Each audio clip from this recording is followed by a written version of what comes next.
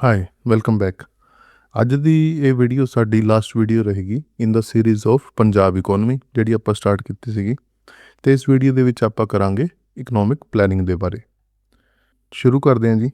What is economic planning? ਸਭ ਤੋਂ ਪਹਿਲਾਂ ਡੈਫੀਨੇਸ਼ਨ ਦੇਖਦੇ ਹਾਂ। ਇਕਨੋਮਿਕ ਪਲੈਨਿੰਗ ਇਜ਼ ਏ ਡੈਲੀਬਰੇਟ, ਜਾਣਬੁੱਝ ਕੇ ਕੀਤਾ ਜਾਂਦਾ ਹੈ, ਕੌਨਸ਼ੀਅਸ ਐਫਰਟ ਬਾਈ ਦਾ ਸਟੇਟ, ਸਰਕਾਰ ਦੇ ਦੁਆਰਾ ਇੱਕ ਐਫਰਟ ਹੁੰਦਾ ਹੈ ਕਿਸ ਦੇ ਲਈ, ਟੂ ਡਾਇਰੈਕਟ ਜਾਂ ਕੋਆਰਡੀਨੇਟ ਕਰਨਾ ਇਕਨੋਮਿਕ ਐਕਟੀਵਿਟੀ ਨੂੰ ਫॉर डिफाइंड ऑब्जेक्टिव। साढ़े कोई ऑब्जेक्टिव ने, ठीक है, आप कुछ अचीव करना चाहते हैं, उन्होंने ऑब्जेक्टिव्स नूं पाउण दे लई आपां रिसोर्सिस का यूज़ करांगे, ठीक है। तो रिसोर्सिस नूं डायरैक्ट करना टूवर्ड्स सर्टेन ऑब्जेक्टिव, इनूं आपां बोलते हैं प्लैनिंग। प्लैनिंग कई तरह की होंदी है, ठीक है। एनुअल प्लैनिंग भी हो सकती है, 5 ईयर प्लैन भी हो सकते हैं, 10 ईयर भी हो सकते हैं, है ना। डिफरेंट टाइप की प्लैनिंग होंदी है।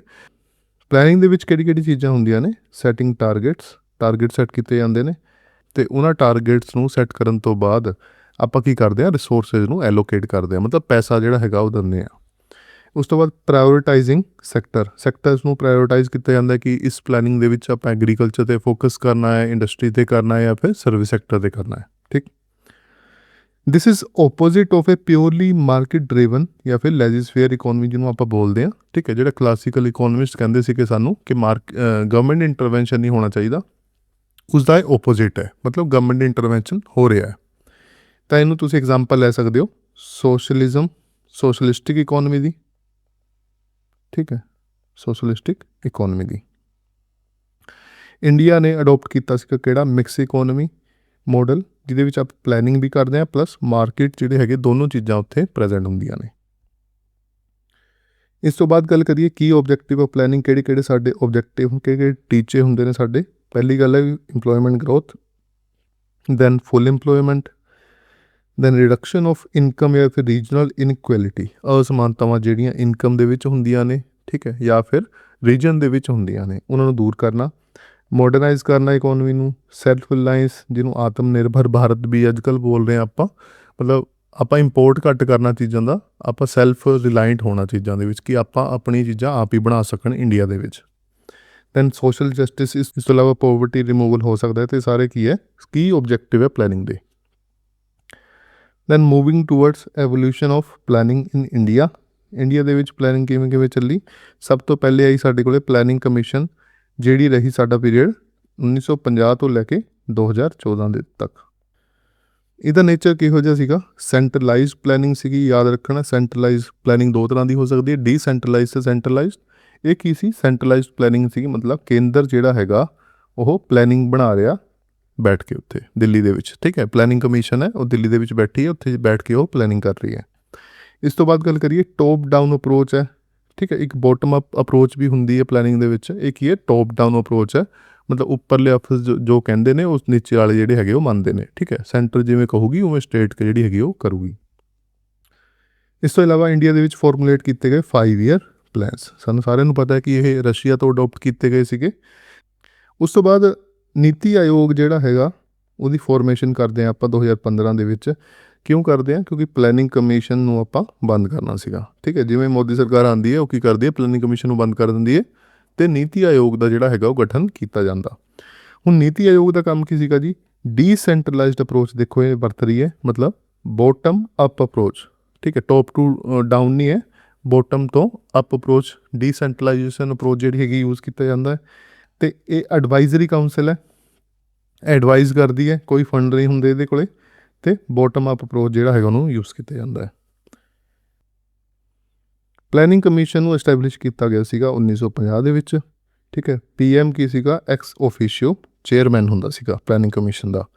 ਦੈਨ 5 ਈਅਰ ਪਲੈਨਸ ਡਿਸਕੰਟੀਨਿਊਡ ਕਰ ਦਿੱਤੇ ਗਏ ਸੀਗੇ ਆਫਟਰ 12th ਪਲੈਨ। ਤਾਂ 12th ਪਲੈਨ ਸਾਡਾ ਲਾਸਟ ਪਲੈਨ ਸੀਗਾ, ਜਿਹਦੀ ਡਿਊਰੇਸ਼ਨ ਕਿਆ ਸੀਗੀ? 2012 ਤੋਂ 17 ਤੱਕ।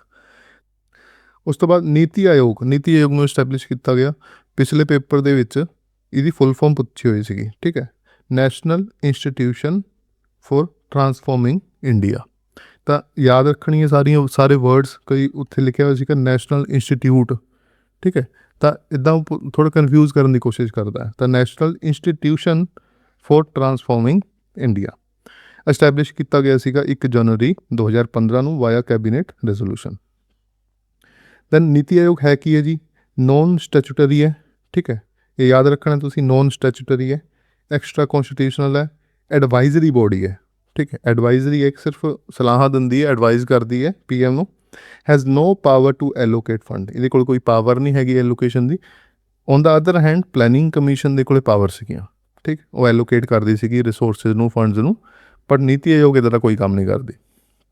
ਸਿੰਪਲੀ ਸਪੀਕਿੰਗ ਨੀਤੀ ਆਯੋਗ ਕੁਛ ਨਹੀਂ ਕਰਦੀ, ਬੈਠ ਕੇ ਇਹ ਪਾਲਿਸੀ ਫਾਰਮੂਲੇਸ਼ਨ ਦਾ ਕੰਮ ਕਰਦੀ ਅਤੇ ਸਟੇਟ ਦੇ ਨਾਲ ਮਿਲ ਕੇ ਕੰਮ ਕਰਦੀ ਹੈ। ਨੀਤੀ ਆਯੋਗ ਦੀ ਜਿਹੜੀ ਗਵਰਨਿੰਗ ਕਾਊਂਸਲ ਹੈ ਉਹਦੇ ਵਿੱਚ ਸਾਰੇ ਸਟੇਟ ਦੇ ਚੀਫ ਮਿਨਿਸਟਰ, ਠੀਕ ਹੈ, ਲਏ ਜਾਂਦੇ ਨੇ। ਕਿਉਂ? ਟੂ ਪ੍ਰਮੋਟ ਕੋਆਪਰੇਟਿਵ ਫੈਡਰਲਿਜ਼ਮ, ਮਤਲਬ ਸਟੇਟ ਦੇ ਨਾਲ ਸੈਂਟਰ ਦੇ ਸੰਬੰਧ ਵਧੀਆ ਬਣਾਉਣ ਦੇ ਲਈ ਆਪਾਂ ਕੀ ਕਰਦੇ ਹਾਂ, ਸਾਰੀ ਸਟੇਟ ਦੇ CM ਜਿਹੜੇ ਨੇ ਉਹਨਾਂ ਨੂੰ ਉੱਥੇ ਰੱਖਦੇ ਹਾਂ ਗਵਰਨਿੰਗ ਕਾਊਂਸਲ ਦੇ ਵਿੱਚ। ਓਕੇ, ਸਟੇਟ ਲੈਵਲ ਪਲੈਨਿੰਗ ਕੀ ਹੁੰਦੀ ਹੈ ਅਤੇ ਕਿਉਂ ਮੈਟਰ ਕਰਦੀ ਹੈ? ਦੇਖੋ, ਇੰਡੀਆ ਦੇ ਵਿੱਚ ਆਪਾਂ ਪੜ੍ਹਦੇ ਸੀਗੇ ਸੈਂਟਰਲਾਈਜ਼ਡ ਪਲੈਨਿੰਗ, ਠੀਕ ਹੈ, ਸੈਂਟਰਲ ਪਲੈਨਿੰਗ, ਇਹਦੇ ਵਿੱਚ ਪਲੈਨਿੰਗ ਕਮਿਸ਼ਨ ਹੁੰਦੀ ਸੀਗੀ। ਸਿਮਿਲਰਲੀ ਸਟੇਟ ਦੇ ਵਿੱਚ ਵੀ ਪਲੈਨਿੰਗ ਕਮਿਸ਼ਨ ਚੱਲਦੀ ਸੀਗੀ। ਕਿਵੇਂ? Under India's federal structure state have their own planning machinery alongside the central framework. NITI Aayog ਦੇ ਆਉਣ ਤੋਂ ਬਾਅਦ greater responsibility given to state to design their own development strategy, ਠੀਕ ਹੈ ਜੀ। ਪਹਿਲਾਂ ਕੀ ਹੁੰਦਾ ਸੀਗਾ, ਸੈਂਟਰਲਾਈਜ਼ਡ ਅਪਰੋਚ ਹੁੰਦੀ ਸੀਗੀ, ਹੁਣ ਨੀਤੀ ਆਯੋਗ ਨੇ ਕੀ ਕਰਤਾ, ਖੁੱਲ੍ਹ ਦੇਤੀ ਸਟੇਟਸ ਨੂੰ ਕਿ ਉਹ ਆਪਣੇ ਹਿਸਾਬ ਨਾਲ ਸਟੇਟ ਲੈਵਲ 'ਤੇ ਪਲੈਨਿੰਗ ਜਿਹੜਾ ਹੈਗਾ ਉਹ ਕਰ ਸਕਦੇ ਆ। ਉਸ ਤੋਂ ਬਾਅਦ state prepare their own annual plans, state development plans aligned with but not detected by central priorities. ਅਗਰ ਸੈਂਟਰਲ ਨੇ ਕਹਿ ਦਿੱਤਾ ਕਿ ਇਸ 5 ਈਅਰ ਦੇ ਅੰਦਰ, ਇਸ 5 ਈਅਰ ਪਲਾਨ ਦੇ ਅੰਦਰ ਅਸੀਂ ਐਗਰੀਕਲਚਰ 'ਤੇ ਫੋਕਸ ਕਰਨਾ ਹੈ, ਤਾਂ ਸਟੇਟਸ ਕੀ ਕਰਦੀ ਸੀਗੀਆਂ, ਆਪਣੇ ਪੰਜਾਬ ਦੇ ਲਈ ਮੰਨ ਲਓ ਆਪਾਂ ਪਲੈਨਿੰਗ ਕਰ ਰਹੇ ਹਾਂ, ਪਲੈਨਿੰਗ ਡਿਪਾਰਟਮੈਂਟ ਹੁੰਦਾ ਹਰ ਸਟੇਟ ਦੇ ਵਿੱਚ, ਪੰਜਾਬ ਦੇ ਵਿੱਚ ਵੀ ਹੈ, ਅਤੇ ਉਹ ਅਲੱਗ ਗੱਲ ਹੈ ਕਿ ਉਹਦੀ ਵੈਬਸਾਈਟ ਕਦੇ ਚੱਲਦੀ ਨਹੀਂ ਹੈ ਪੰਜਾਬ ਵਾਲੇ ਡਿਪਾਰਟਮੈਂਟ ਦੀ।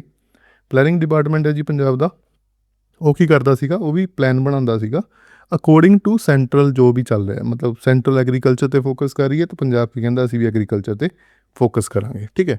ਸਿਮਿਲਰਲੀ ਹਿਮਾਚਲ ਵੀ ਫੋਕਸ ਕਰਦਾ ਹੈ, ਬਟ ਹੁਣ ਡਿਫਰੈਂਸ ਕੀ ਆਉਂਦਾ ਹੈ ਕਿ ਹਿਮਾਚਲ ਜਿਹੜਾ ਹੈਗਾ ਤੁਹਾਨੂੰ ਪਤਾ ਕਿ ਉਹ ਸੇਬ ਦੀ ਖੇਤੀ ਜ਼ਿਆਦਾ ਕਰਦਾ ਅਤੇ ਉਹਦਾ ਫੋਕਸ ਸੇਬ ਉੱਤੇ ਜਾਂ ਹੋਰਟੀਕਲਚਰ 'ਤੇ ਜ਼ਿਆਦਾ ਰਹੇਗਾ।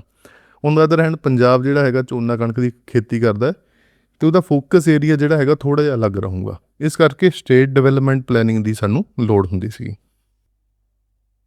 ਅੱਗੇ ਦੇਖਦੇ ਹਾਂ ਪੰਜਾਬ ਸਟੇਟ ਪਲੈਨਿੰਗ ਬੋਰਡ, ਠੀਕ ਹੈ। ਪੰਜਾਬ ਸਟੇਟ ਪਲੈਨਿੰਗ ਬੋਰਡ ਕੀ ਹੈ? ਸਟੇਟ ਲੈਵਲ ਐਡਵਾਈਜ਼ਰੀ ਬੋਡੀ ਹੁੰਦੀ ਸੀਗੀ for economic planning in Punjab. ਇਹ ਯਾਦ ਰੱਖਣਾ ਤੁਸੀਂ ਨਾਮ, ਪੰਜਾਬ ਸਟੇਟ ਪਲੈਨਿੰਗ ਬੋਰਡ ਕੀ ਸੀਗਾ? ਸਟੇਟ ਲੈਵਲ ਦੀ ਐਡਵਾਈਜ਼ਰੀ ਬੋਡੀ ਹੁੰਦੀ ਸੀਗੀ for economic planning in Punjab. Function ਕੀ ਸੀਗੇ? ਉਹੀ ਫੰਕਸ਼ਨ ਹੈ, suggest approach strategy for state plan, draft state development plan, ਠੀਕ ਹੈ, ਸਟੇਟ ਦੇ ਰਿਸੋਰਸਿਸ ਨੂੰ ਬੈਲੈਂਸ ਕਰਨਾ against ਸੋਸ਼ੀਓ economic need. Evaluate ongoing plan ਜਾਂ ਪ੍ਰੋਜੈਕਟ, ਉਹਨਾਂ ਨੂੰ ਇਵੈਲੂਏਟ ਕਰਨਾ। Suggest measure for resource mobilisation, ਕਿੱਥੋਂ ਪੈਸਾ ਆਉਣਾ ਹੈ ਉਸ ਚੀਜ਼ ਦਾ ਰਾਹ ਦੱਸਣਾ। Provide long term development vision for the state.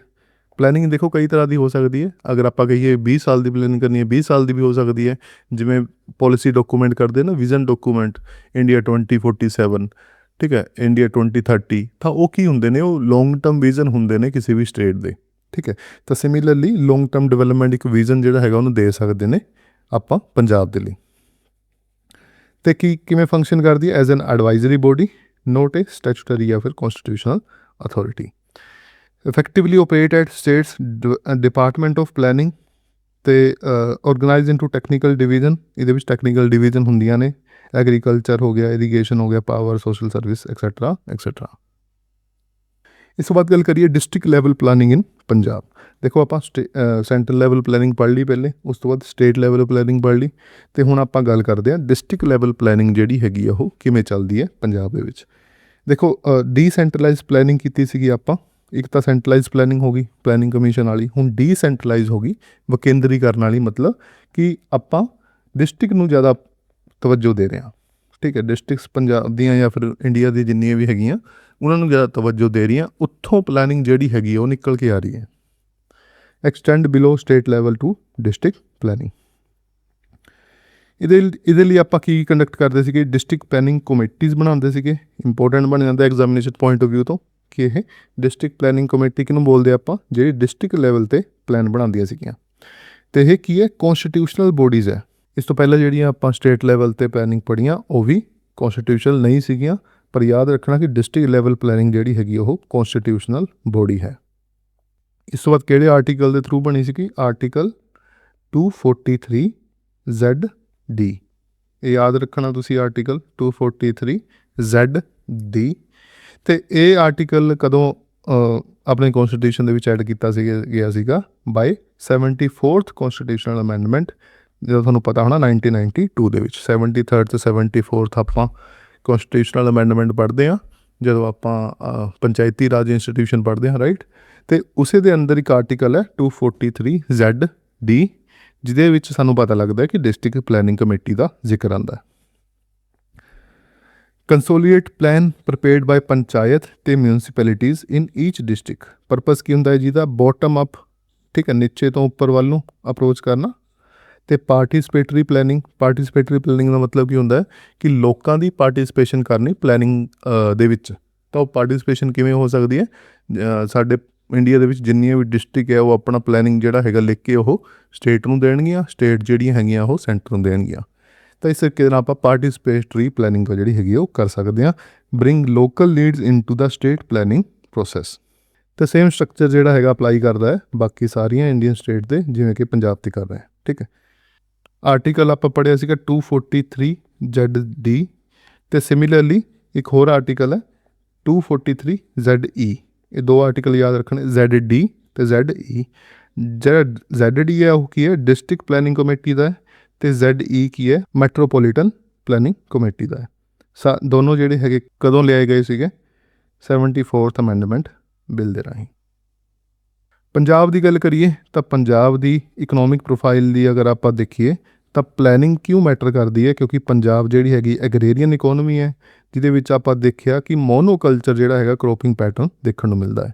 ਤਾਂ ਪਲੈਨਿੰਗ ਦੀ ਲੋੜ ਹੈ ਕ੍ਰੋਪ ਡਾਈਵਰਸੀਫਿਕੇਸ਼ਨ ਵਾਸਤੇ। ਅਗਰ ਆਪਾਂ ਚਾਹੁੰਦੇ ਹਾਂ ਕਿ ਫਸਲੀ ਜਿਹੜਾ ਚੱਕਰ ਹੈ ਉਹਨੂੰ ਤੋੜੀਏ ਅਤੇ ਵੱਖ-ਵੱਖ ਫਸਲਾਂ ਦਾ ਆਪਾਂ ਉਤਪਾਦਨ ਕਰਨਾ ਸ਼ੁਰੂ ਕਰੀਏ, ਉਸ ਕੇਸ ਦੇ ਲਈ ਸਾਨੂੰ ਇੱਕ ਪ੍ਰੋਪਰ ਪਲੈਨਿੰਗ ਦੀ ਲੋੜ ਹੈ।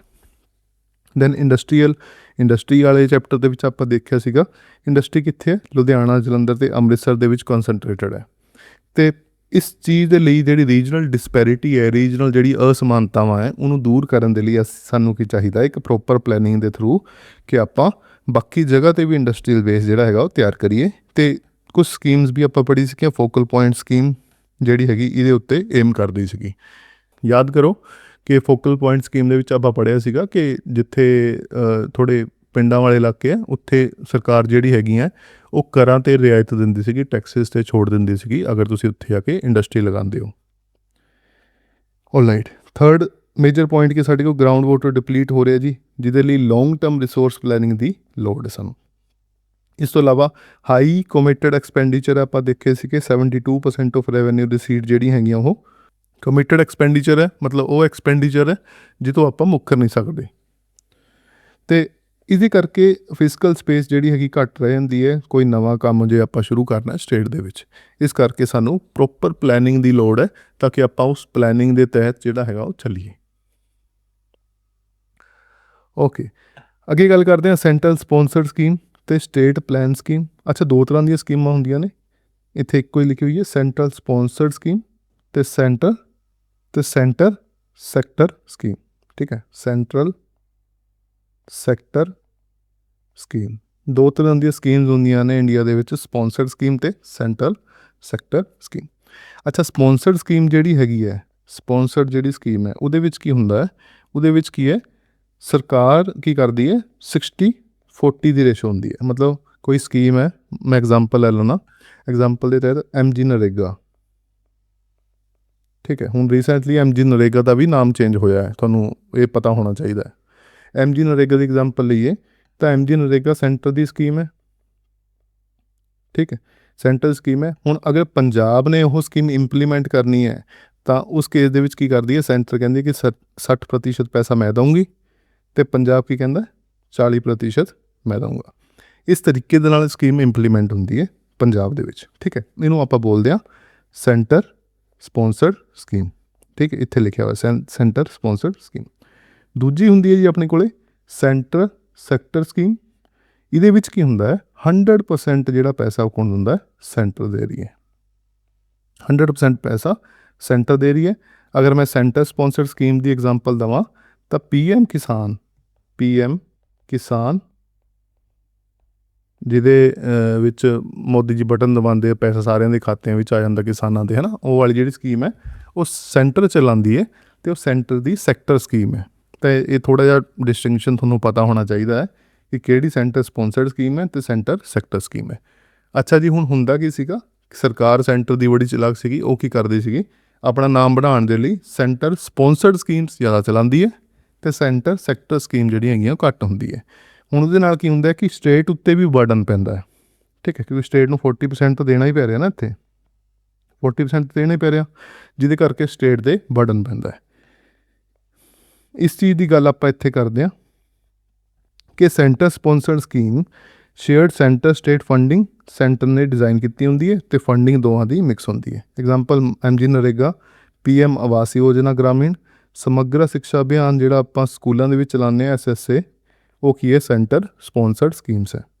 ਅੱਛਾ, ਸਟੇਟ ਦੀਆਂ ਆਪਣੀਆਂ ਸਕੀਮਸ ਵੀ ਹੁੰਦੀਆਂ ਨੇ, ਠੀਕ ਹੈ, ਸਟੇਟ ਦੀ ਆਪਣੀ ਸਕੀਮ ਕਿਹੜੀਆਂ ਹੋ ਗਈਆਂ, ਜਿਹੜੀ ਫੁੱਲੀ ਫੰਡਡ ਹੁੰਦੀਆਂ ਨੇ ਸਟੇਟ ਵੱਲੋਂ, ਸਟੇਟ ਹੀ ਇਹਨੂੰ ਡਿਜ਼ਾਈਨ ਕਰਦਾ ਹੈ। ਜਿਵੇਂ ਕਿ ਪੰਜਾਬ ਦੇ ਵਿੱਚ ਸਿੱਖਿਆ ਕ੍ਰਾਂਤੀ 2.0, ਮੁੱਖ ਮੰਤਰੀ ਮਾਵਾਂ ਧੀਆਂ ਸਤਕਾਰ ਯੋਜਨਾ, ਜਿਹਦੇ ਅੰਦਰ 1000 ਅਤੇ 1500 ਰੁਪਏ ਆਪਾਂ ਆਪਣੀ ਮਾਵਾਂ ਧੀਆਂ ਨੂੰ ਖਾਤੇ ਵਿੱਚ ਪਾਉਂਦੇ ਹਾਂ। ਮੇਰੀ ਰਸੋਈ ਸਕੀਮ, ਇਹ ਕੀ ਹੈ, ਤਿੰਨੇ ਹੀ ਸਟੇਟ ਦੀਆਂ ਆਪਣੀਆਂ ਸਕੀਮਸ ਨੇ। ਨੀਤੀ ਆਯੋਗ ਦਾ ਕ੍ਰਿਟਿਸਿਜ਼ਮ ਹੁੰਦਾ ਸੀਗਾ, ਕੀ ਸੀਗਾ, ਕਿ ਸੈਂਟਰਲ ਸਪੋਂਸਰਡ ਸਕੀਮ ਜਿਹੜੀਆਂ ਹੈਗੀਆਂ ਉਹ ਸਰਕਾਰ ਲਾਗੂ ਕਰਕੇ ਸਟੇਟ ਦੀ ਜਿਹੜੀ ਆਪਣੀ ਸਪੈਂਡਿੰਗ ਹੈ ਉਹਨੂੰ ਡਿਸਟੋਰਟ ਕਰ ਰਹੀਆਂ, ਉਹਨੂੰ ਖਰਾਬ ਕਰ ਰਹੇ ਆ। ਜਿਵੇਂ ਕਿ ਮੰਨ ਲਓ ਕਿ ਮਨਰੇਗਾ ਜਿਹੜੀ ਸਕੀਮ ਆਪਾਂ ਲਾਂਚ ਕਰਤੀ, ਤਾਂ ਸਾਨੂੰ ਨਾ ਮਨ ਹੁੰਦੇ ਹੋਏ ਵੀ ਆਪਾਂ 40% ਦੇਣਾ ਹੀ ਹੈ, ਰਾਈਟ। ਉਹਦੇ ਨਾਲ ਆਪਣੀ ਜਿਹੜੀ ਸਾਡੇ ਸਟੇਟ ਦੀ ਸਕੀਮਸ ਹੁੰਦੀਆਂ ਸੀਗੀਆਂ ਉਹ ਆਪਾਂ ਘਟਾ ਦਿੱਤੀਆਂ, ਕਿਉਂਕਿ ਜਿਹੜਾ ਰਿਸੋਰਸਿਸ ਹੈ, ਪੈਸਾ ਹੈ, ਉਹ ਤਾਂ ਲਿਮਿਟਡ ਹੈ, ਰਾਈਟ।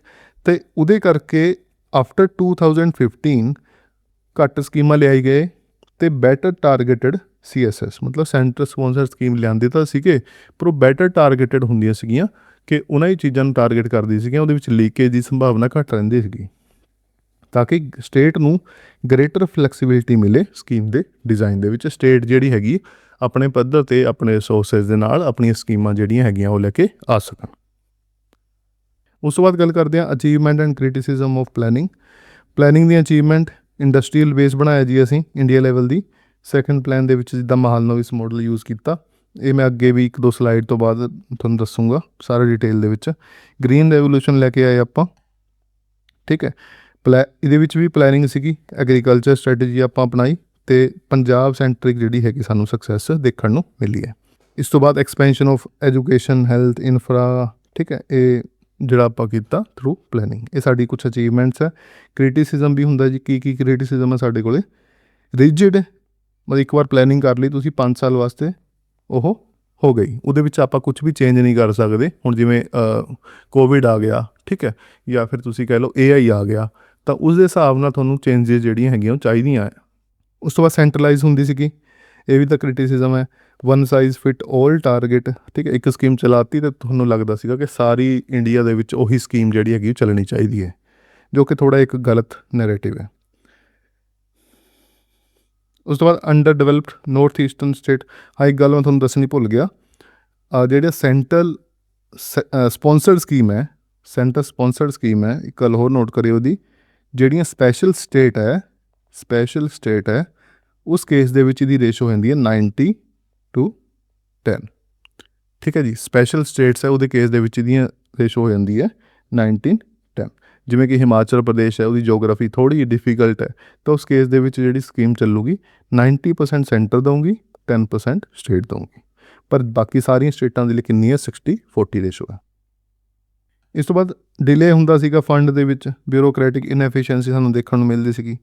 ਲਿਬਰਲਾਈਜੇਸ਼ਨ ਤੋਂ ਬਾਅਦ ਅਸੀਂ ਦੇਖਿਆ ਕਿ ਮਾਰਕੀਟ ਜਿਹੜੀ ਹੈਗੀ ਇੰਨੀ ਜ਼ਿਆਦਾ ਡੋਮੀਨੇਟ ਹੋ ਗਈ ਕਿ ਸਾਨੂੰ ਰੈਲੀਵੈਂਸ ਘੱਟ ਲੱਗਣ ਲੱਗ ਗਿਆ ਸੈਂਟਰਲ ਪਲੈਨਿੰਗ ਦਾ, ਠੀਕ ਹੈ। ਨੀਤੀ ਆਯੋਗ ਦੀ ਆਪਣੀ ਲਿਮਿਟੇਸ਼ਨ ਹੈ ਕਿ ਉਹ ਐਡਵਾਈਜ਼ ਕਰ ਸਕਦੀ ਹੈ, ਉਹਦੀ ਮਨ ਦਾ ਸੁਣਨ ਦਾ ਕੋਈ ਨਹੀਂ ਹੈ, ਠੀਕ ਹੈ। ਉਹ ਬੋਲਦੀ ਰਹਿੰਦੀ ਹੈ, ਰਿਪੋਰਟਾਂ ਕੱਢਦੀ ਰਹਿੰਦੀ ਹੈ। ਕੈਨ ਨੋਟ ਐਨਫੋਰਸ ਔਰ ਐਲੋਕੇਟ ਫੰਡ ਐਲੋਕੇਟ ਨਹੀਂ ਕਰ ਸਕਦਾ, ਕੋਈ ਇਸ ਨੂੰ ਐਨਫੋਰਸਮੈਂਟ ਨਹੀਂ ਕਰ ਸਕਦਾ, ਠੀਕ ਹੈ, ਕੋਈ ਕਾਨੂੰਨ ਨਹੀਂ ਹੈਗਾ ਇਹਦੇ ਕੋਲ। Relies on persuasion cooperative federalism. Punjab ਦੀ ਅਗਰ ਗੱਲ ਕਰੀਏ ਤਾਂ ਪੰਜਾਬ ਸਪੈਸੀਫਿਕ ਪਲੈਨਿੰਗ ਆਊਟਕਮ ਕੀ ਨਿਕਲੀਆਂ, ਦੇਖੋ ਗ੍ਰੀਨ ਰੈਵੋਲੂਸ਼ਨ ਆਇਆ, ਉਹਨੇ ਸਾਨੂੰ ਸਕਸੈਸ ਦਿਲਾਈ, ਠੀਕ ਹੈ। ਇੱਕ ਪਲੈਨਿੰਗ ਕਮਿਸ਼ਨ ਦਾ ਇੱਕ ਆਬਜੈਕਟਿਵ ਸੀਗਾ।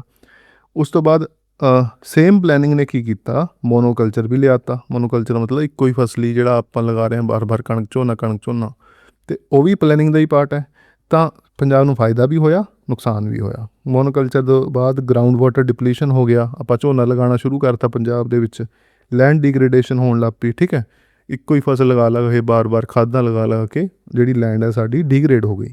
ਤਾਂ ਸਾਨੂੰ ਐਜ਼ ਏ ਪੰਜਾਬ ਥੋੜ੍ਹਾ ਜਿਹਾ ਫਾਇਦਾ ਵੀ ਹੋਇਆ ਅਤੇ ਨੁਕਸਾਨ ਵੀ ਹੋਇਆ। ਓਕੇ, ਇਸ ਤੋਂ ਬਾਅਦ ਗੱਲ ਕਰੀਏ ਪਲੈਨਿੰਗ ਦੀ। ਦੇਖੋ ਇੰਪੋਰਟੈਂਟ ਸਲਾਈਡਸ ਨੇ ਇਹ 2-3। ਦੇਖੋ ਪਲੈਨਿੰਗ ਦਾ ਮਤਲਬ ਇਹ ਨਹੀਂ ਹੈ ਕਿ 1950 ਵਿੱਚ ਹੀ ਜਾ ਕੇ ਸਾਨੂੰ ਹੋਸ਼ ਆਈ। ਉਸ ਤੋਂ ਪਹਿਲੇ ਵੀ ਪ੍ਰੀ ਇੰਡੀਪੈਂਡੈਂਸ ਅਸੀਂ ਬਹੁਤ ਕੁਛ ਜਿਹੜੀਆਂ ਚੀਜ਼ਾਂ ਹੈ ਉਹ ਕਰ ਰਹੇ ਸੀਗੇ ਰਿਗਾਰਡਿੰਗ ਪਲੈਨਿੰਗ, ਅਤੇ ਉਹ ਆਪਾਂ ਪੜ੍ਹਦੇ ਹਾਂ ਐਗਜ਼ਾਮੀਨੇਸ਼ਨ ਦੇ ਵਿੱਚ ਵੀ ਬਾਰ-ਬਾਰ ਪੁੱਛਿਆ ਜਾਂਦਾ ਹੈ। ਸਭ ਤੋਂ ਪਹਿਲੇ ਗੱਲ ਕਰੀਏ ਦਾਦਾ ਭਾਈ ਨਰੋਜੀ ਦੀ। 1867 ਡੇਟ, ਇੱਕ ਤਾਂ ਤੁਸੀਂ ਈਅਰ ਯਾਦ ਰੱਖਣਾ, ਦੂਜਾ ਯਾਦ ਰੱਖਣਾ ਕਿਹੜਾ ਬੰਦਾ ਸੀਗਾ, ਕਿਹਦੇ ਨਾਮ 'ਤੇ ਉਹ ਪਲਾਨ ਹੈ। ਥਰਡ ਤੁਸੀਂ ਯਾਦ ਰੱਖਣਾ ਕਿ ਇਹਦੀ ਇੰਪੋਰਟੈਂਟ ਓਬਜੈਕਟਿਵ ਕੀ ਹੈ। ਠੀਕ ਹੈ, ਓਬਜੈਕਟਿਵ ਅਗਰ ਨਾਮ ਵੀ ਯਾਦ ਰੱਖੋ ਤਾਂ ਵੀ ਕੋਈ ਚੱਕਰ ਨਹੀਂ ਹੈ, ਬਸ ਨਾਮ ਅਤੇ ਈਅਰ ਇਹ ਬਹੁਤ ਇੰਪੋਰਟੈਂਟ ਹੈ। ਦਾਦਾ ਭਾਈ ਨਰੋਜੀ ਨੇ ਇੰਟਰੋਡਿਊਸ ਕੀਤਾ ਜੀ ਡਰੇਨੋ ਵੈਲਥ ਥਿਓਰੀ। ਠੀਕ ਹੈ, ਇੰਪੋਰਟੈਂਟ ਹੈ। ਡਰੇਨੋ ਵੈਲਥ ਥਿਓਰੀ ਕਿਹਨੇ ਦਿੱਤੀ? ਦਾਦਾ ਭਾਈ ਨਰੋਜੀ ਨੇ। ਕਦੋਂ ਦਿੱਤੀ ਸੀਗੀ? 1867। ਅੱਛਾ, ਬੁੱਕ ਲਿਖੀ ਸੀਗੀ ਉਹਨਾਂ ਨੇ, ਕਈ ਵਾਰ ਬੁੱਕ ਵੀ ਪੁੱਛ ਲੈਂਦੇ, poverty and un British rule in India. ਠੀਕ, ਇਹਦੇ ਵਿੱਚ ਇਹਨਾਂ ਨੇ ਹਾਈਲਾਈਟ ਕੀਤਾ ਕਲੋਨੀਅਲ ਐਕਸਪਲੋਇਟੇਸ਼ਨ, ਕਿ ਕਿਵੇਂ ਜਿਹੜੇ ਅੰਗਰੇਜ਼ ਸੀਗੇ, ਅੰਗਰੇਜ਼ ਹਕੂਮਤ ਸੀਗੀ, ਉਹਨਾਂ ਨੇ ਇੰਡੀਆ ਨੂੰ ਲੁੱਟਿਆ। ਉਸ ਤੋਂ ਬਾਅਦ ਗੱਲ ਕਰੀਏ ਐਮ ਵਿਸਵੇਸਵਰਈਆ, ਜਿਨ੍ਹਾਂ ਨੇ 1934 ਦੇ ਵਿੱਚ ਦਿੱਤਾ ਸੀਗਾ ਪਲੈਨਡ ਇਕੋਨਮੀ ਫॉर ਇੰਡੀਆ। ਠੀਕ ਹੈ, proposing the first 10-year structural blueprint focus on industrial growth. ਇਹਨਾਂ ਯਾਦ ਕਰਨ ਦੀ ਲੋੜ ਨਹੀਂ ਹੈ, ਬਸ ਇਹ ਯਾਦ ਰੱਖਿਓ ਕਿ 1934 ਦੇ ਵਿੱਚ ਪਲੈਨਡ ਇਕੋਨਮੀ ਫॉर ਇੰਡੀਆ ਦਿੱਤਾ ਸੀਗਾ ਇਹਨਾਂ ਨੇ। ਉਸ ਤੋਂ ਬਾਅਦ ਗੱਲ ਕਰੀਏ ਫਿੱਕੀ ਪ੍ਰਪੋਜ਼ਲ, ਇਹ ਕਦੋਂ ਆਇਆ ਸੀਗਾ ਜੀ? 1934 ਦੇ ਵਿੱਚ ਹੀ ਆਇਆ ਸੀਗਾ। ਇਹਦੇ ਵਿੱਚ ਲੀਡਿੰਗ ਇੰਡੀਅਨ ਕੈਪੀਟਲਿਸਟਿਕ, ਕੁਛ ਕੈਪੀਟਲਿਸਟਿਕ ਬੰਦੇ ਇਕੱਠੇ ਹੋ ਕੇ ਐਡਵੋਕੇਟ ਕੀਤਾ for A national state directed economic plan. ਠੀਕ ਹੈ, ਆਹ ਦੇਖੋ ਤਾਂ 1934 ਦੇ ਵਿੱਚ ਹੀ ਪਲੈਨਿੰਗ ਦੀ ਜਿਹੜੀ ਡਿਮਾਂਡ ਹੈ ਉਹ ਸ਼ੁਰੂ ਹੋ ਗਈ ਸੀਗੀ। ਇਸ ਤੋਂ ਬਾਅਦ ਬਣਦੀ ਹੈ ਜੀ ਨੈਸ਼ਨਲ ਪਲੈਨਿੰਗ ਕਮੇਟੀ। ਕਦੋਂ ਬਣੀ ਇਹ? 1938 ਦੇ ਵਿੱਚ, formed under Congress president Subhash Chandra Bose and chaired by Jawahar Lal Nehru to create a unified national economic plan. ਠੀਕ ਹੈ, ਨੈਸ਼ਨਲ ਪਲੈਨਿੰਗ ਕਮੇਟੀ ਕਦੋਂ ਬਣਦੀ ਹੈ? 1938 ਦੇ ਵਿੱਚ। ਦੈਨ ਦਾ ਬੰਬੇ ਪਲਾਨ ਆਉਂਦਾ ਸਾਡਾ 1944 ਦੇ ਵਿੱਚ, drafted by 8 top industrialist including JRD Tata and JD Birla, proposing heavy state led industrial investment. ਕਿਉਂਕਿ ਇੰਡਸਟਰੀਲਿਸਟ ਸੀਗੇ ਤਾਂ ਇਹਨਾਂ ਨੂੰ ਆਪਣੇ ਕੰਮ ਨਾਲ ਮਤਲਬ ਸੀਗਾ। ਇਹ ਕਹਿੰਦੇ ਸੀਗੇ ਕਿ ਤੁਸੀਂ ਇੰਡਸਟਰੀ ਦੇ ਵਿੱਚ ਇਨਵੈਸਟਮੈਂਟ ਕਰੋ, ਇੰਡਸਟਰੀਅਲ ਸੈਕਟਰ ਨੂੰ ਗਰੋ ਕਰਵਾਓ। ਇਹ ਆਇਆ ਸੀਗਾ ਜੀ 1944 ਦੇ ਵਿੱਚ। ਉਸ ਤੋਂ ਬਾਅਦ ਆਉਂਦਾ ਸਾਡੇ ਕੋਲ ਗਾਂਧੀਅਨ ਪਲਾਨ, ਇਹ ਵੀ 1944 ਦੇ ਵਿੱਚ ਹੈ। ਇਹ ਲੈ ਕੇ ਕੌਣ ਆਇਆ ਸੀਗਾ? ਫਾਰਮੂਲੇਟਡ ਬਾਏ SN ਅਗਰਵਾਲ। ਠੀਕ ਹੈ, ਤਾਂ ਗਾਂਧੀਅਨ ਪਲਾਨ ਕੌਣ ਲੈ ਕੇ ਆਇਆ? SN ਅਗਰਵਾਲ। ਕਦੋਂ ਲੈ ਕੇ ਆਇਆ? 1944 ਦੇ ਵਿੱਚ। Prioritising rural development, cottage industry and decentralised production. ਤਾਂ ਉਹ ਜਿਹੜਾ ਗਾਂਧੀ ਦਾ ਥੋਟ ਸੀਗਾ ਤੁਹਾਨੂੰ ਪਤਾ ਹੀ ਹੋਣਾ ਸਾਰਿਆਂ ਨੂੰ। ਠੀਕ, ਉਸ ਤੋਂ ਬਾਅਦ ਅਗਲੇ ਸਾਲ ਹੀ ਸਾਡੇ ਕੋਲ ਆ ਜਾਂਦਾ ਇਹਦਾ ਪੀਪਲਸ ਪਲਾਨ, ਲੋਕਾਂ ਦਾ ਪਲਾਨ 1945। ਕੌਣ ਲੈ ਕੇ ਆਇਆ ਸੀਗਾ ਇਹ? MN ਰੋਏ। ਠੀਕ ਹੈ, MN ਰੋਏ ਲੈ ਕੇ ਆਇਆ ਸੀਗਾ ਪੀਪਲ ਪਲਾਨ। ਕਦੋਂ? 1945 ਦੇ ਵਿੱਚ। ਅੱਛਾ, ਓਬਜੈਕਟਿਵ ਕੀ ਹੈ? Emphasising state ownership, agriculture growth and consumer good. Objective ਇੰਨਾ ਇੰਪੋਰਟੈਂਟ ਨਹੀਂ ਬਣਦਾ, ਬਟ ਕੌਣ ਲੈ ਕੇ ਆਇਆ ਸੀਗਾ, ਨਾਮ ਕਿਆ ਸੀਗਾ ਅਤੇ ਕਦੋਂ ਆਇਆ, ਇਹ ਇੰਪੋਰਟੈਂਟ ਹੈ। Then planning and development department ਬਣਦਾ 1944 ਦੇ ਵਿੱਚ, set up by British colonial executive council under sir Ardeshir Dalal to organise post war economic planning. ਠੀਕ ਹੈ, ਕਦੋਂ ਆਇਆ ਸੀਗਾ? 1944 ਦੇ ਵਿੱਚ। 1946 ਦੇ ਵਿੱਚ ਆਪਾਂ ਬਣਾਉਂਦੇ ਹਾਂ advisory planning board, chaired by KC Neogy. ਇਸ ਤੋਂ ਬਾਅਦ ਲਾਸਟ ਵਿੱਚ ਆਪਾਂ ਆਉਂਦਾ ਹੈ ਜੀ ਸਰਵੋਦਿਆ ਪਲਾਨ 1950 ਦੇ ਵਿੱਚ, ਡਰਾਫਟਡ ਬਾਏ JP ਨਾਰਾਇਣ, ਜੈ ਪ੍ਰਕਾਸ਼ ਨਾਰਾਇਣ ਜਿਹਨੂੰ ਆਪਾਂ ਬੋਲਦੇ ਹਾਂ, inspired by Gandhi and Vinoba Bhave, emphasising self reliant and land reforms. ਇਹ ਤੁਹਾਨੂੰ ਕੁਛ ਜਿਹੜੇ ਚੀਜ਼ਾਂ ਯਾਦ ਹੋਣੀ ਚਾਹੀਦੀਆਂ ਨੇ। ਇਸ ਤੋਂ ਬਾਅਦ ਗੱਲ ਕਰੀਏ ਆਫਟਰ ਇੰਡੀਪੈਂਡੈਂਸ, ਇਹ ਵੀ ਇੱਕ ਵਾਰ ਨਿਗਾਹ ਮਾਰ ਲੈਂਦੇ ਇਹਨਾਂ 'ਤੇ। ਇੰਡੀਪੈਂਡੈਂਸ ਤੋਂ ਬਾਅਦ 1950 ਦੇ ਵਿੱਚ ਆਪਾਂ ਸਟੈਬਲਿਸ਼ ਕੀਤਾ ਪਲੈਨਿੰਗ ਕਮਿਸ਼ਨ। ਠੀਕ ਹੈ ਜੀ, 15 March 1950। As an extra constitutional advisory body with the prime minister as chairman. ਪਹਿਲਾ 5 ਈਅਰ ਪਲਾਨ ਕਦੋਂ ਆਉਂਦਾ ਸਾਡੇ ਕੋਲੇ? 1951 to 56। ਇਹ ਕਿਹਦੇ ਉੱਤੇ ਬੇਸ ਸੀਗਾ? ਹੈਰਿਟ ਡੋਮਰ ਗਰੋਥ ਮੋਡਲ ਦੇ ਉੱਤੇ ਬੇਸ ਸੀਗਾ, ਇਹ ਯਾਦ ਰੱਖਣਾ ਤੁਸੀਂ। ਫੋਕਸਿੰਗ ਪ੍ਰਾਇਮਰੀ ਔਨ ਐਗਰੀਕਲਚਰ 'ਤੇ ਫੋਕਸ ਕੀਤਾ ਪਹਿਲੇ 5 ਈਅਰ ਪਲਾਨ ਦੇ ਵਿੱਚ। ਦੂਜੇ ਦੇ ਵਿੱਚ ਆਪਾਂ ਕੀ ਕੀਤਾ, ਕਦੋਂ ਤੋਂ ਕਦੋਂ ਤੱਕ? 56 ਤੋਂ 61। ਨਹਿਰੂ ਮਾਹਲਨੋਬਿਸ ਮੋਡਲ, PC ਮਾਹਲਨੋਬਿਸ ਇੱਕ ਸਟੈਟਿਸਟੀਸ਼ੀਅਨ ਸੀਗੇ ਇੰਡੀਆ ਦੇ, ਅਤੇ ਇਹਨਾਂ ਨੇ ਇੱਕ ਦੋ ਇੰਸਟੀਟਿਊਟ ਵੀ ਬਣਾਏ ਸੀਗੇ, ISI ਜਿਹਨੂੰ ਇੰਡੀਅਨ ਸਟੈਟਿਸਟੀਕਲ ਇੰਸਟੀਟਿਊਟ ਵੀ ਬੋਲਦੇ ਆਪਾਂ, ਅਤੇ ਫਾਦਰ ਆਫ ਇੰਡੀਅਨ ਸਟੈਟਿਸਟਿਕ ਵੀ ਆਪਾਂ ਬੋਲਦੇ ਹਾਂ PC ਮਾਹਲਨੋਬਿਸ ਨੂੰ। ਅਤੇ ਮਾਹਲਨੋਬਿਸ ਮੋਡਲ ਨੇ ਕੀ ਕੀਤਾ ਸੀਗਾ, ਇਹਨਾਂ ਨੇ heavy industrialisation and capital goods ਨੂੰ ਪ੍ਰਾਇਓਰਟਾਈਜ਼ ਕੀਤਾ।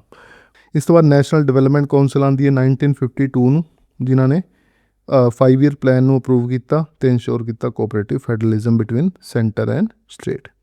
ਇਸ ਤੋਂ ਬਾਅਦ ਇੰਪੋਰਟੈਂਟ ਹੈ ਜੀ ਪਲਾਨ ਹੋਲੀਡੇ ਪੀਰੀਅਡ, ਪੁੱਛ ਲੈਂਦਾ ਕਈ ਵਾਰ ਐਗਜ਼ਾਮੀਨੇਸ਼ਨ ਦੇ ਵਿੱਚ, ਕਦੋਂ ਤੋਂ ਕਦੋਂ ਤੱਕ ਪਲਾਨ ਹੋਲੀਡੇ ਰਿਹਾ? 1966 ਤੋਂ ਲੈ ਕੇ 69 ਤੱਕ।